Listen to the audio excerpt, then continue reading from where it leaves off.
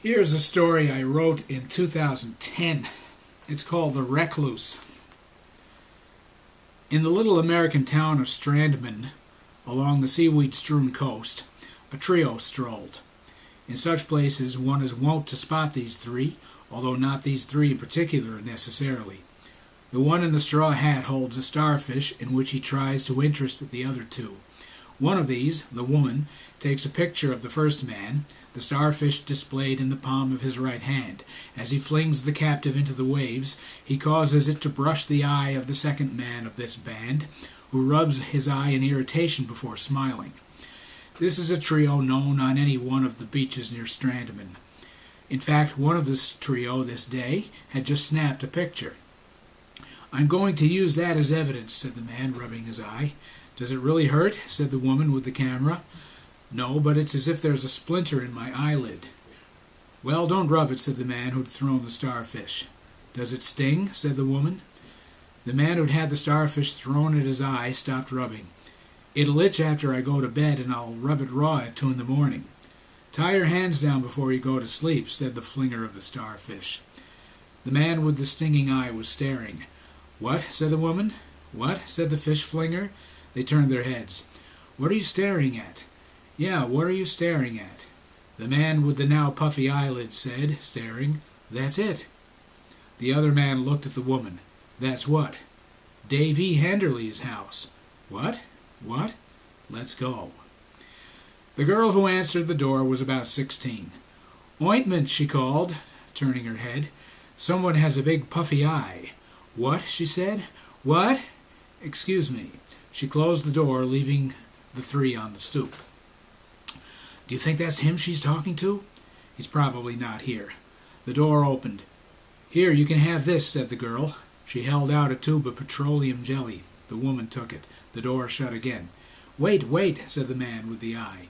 "Let's go," said the other man. "Yeah, let's go," said the woman, handing him the tube so quickly she almost hit his bad eye with it. They descended the dune to the beach. Putting the ointment on, the puffy-lidded man said, "They'd have let us in if I didn't look like this." "As pretexts go," said the other man, "needing ointment is better than having a flat tire." "At least it was true," said the woman. "Do you think she believed me?" said the man whose eyelid needed ointment. "Not only did she believe you, whoever it was she was calling to believed you." "Well, if they believed me, couldn't we go back and say, 'Thanks for the ointment. We were noticing a resemblance between you and the famous writer, Dave E. Henderly'?"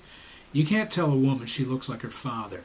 That's like telling a boy he has his mother's personality.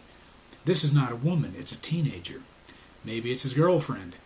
Well, then he deserves to be stalked. Let's go. They climbed back up the dune. While waiting on the stoop after ringing the bell, the man with the ointment on his eyelid asked, "Is it pronounced Recluse or Recluse?" "Shh, shh." The door opened. It was the girl. "Thanks for the ointment," said the man.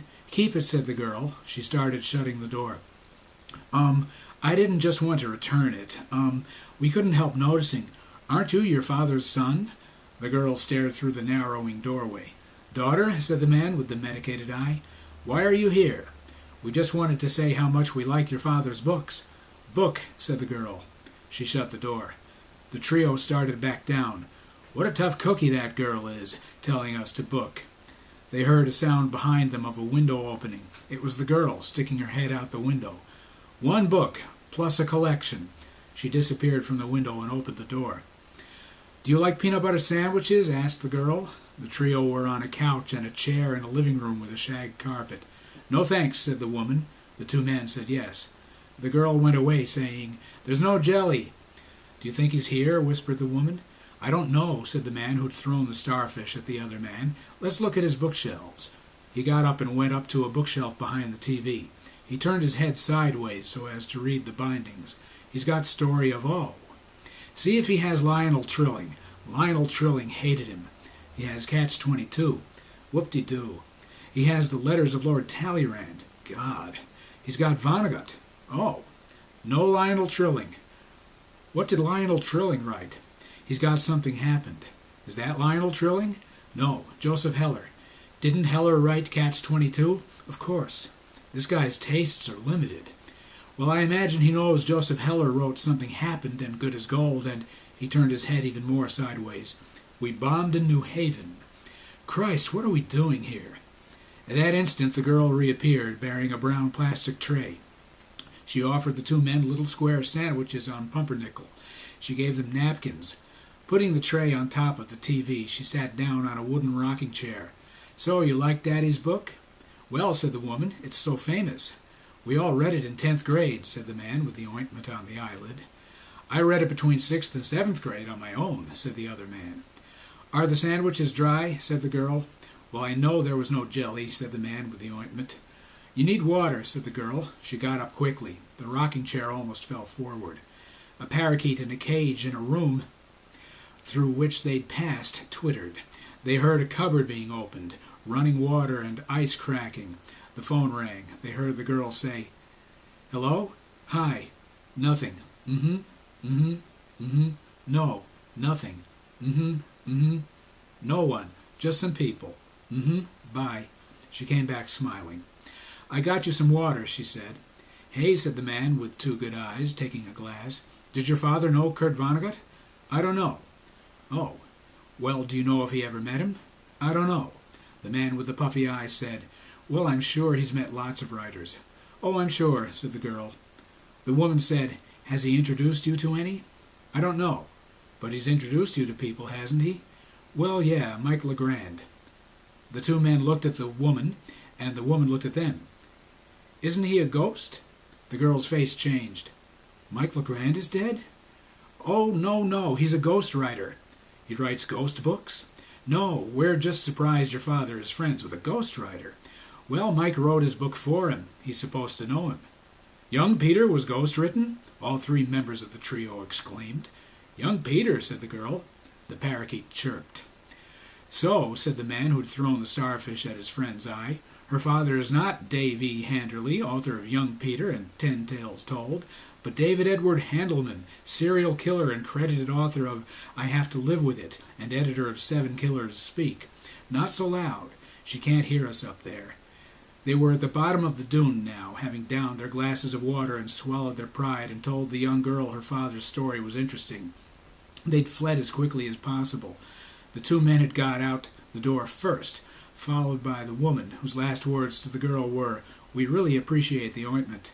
It was dark as they walked toward the boardwalk. "So he is in prison, right?" said the woman. The man with the injured eye said, "It's the best place to write, isn't it?" "He doesn't write. Mike Legrand writes." "Come on, let's get back to the car in case he's escaped." The three began running along the beach.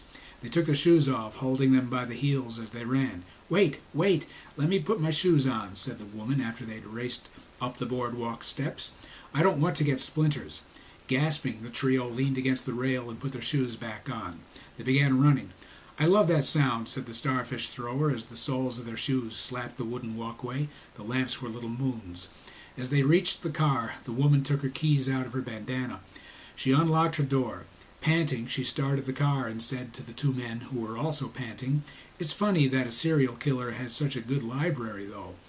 She put on the headlights, which were seen from a window at the top of the dunes. "Ha-ha! They're on their way, Daddy." A man in a bathrobe emerged from a room off the kitchen. He had some paper in his hand. "I thought I was going to have to call you again," he said. "I can't keep them all away," said the girl. "You know, I was tempted to come out and show them this." He handed her the piece of paper. The girl looked at it and read the first line aloud. "Perhaps a recluse might pop his head out to say a few words about a friend." "Oh, Daddy," the girl said, "this would have meant so much to Kurt." "Do you think so, daughter dear?" The distant headlights vanished behind a condominium, leaving only a view of a lamplit night.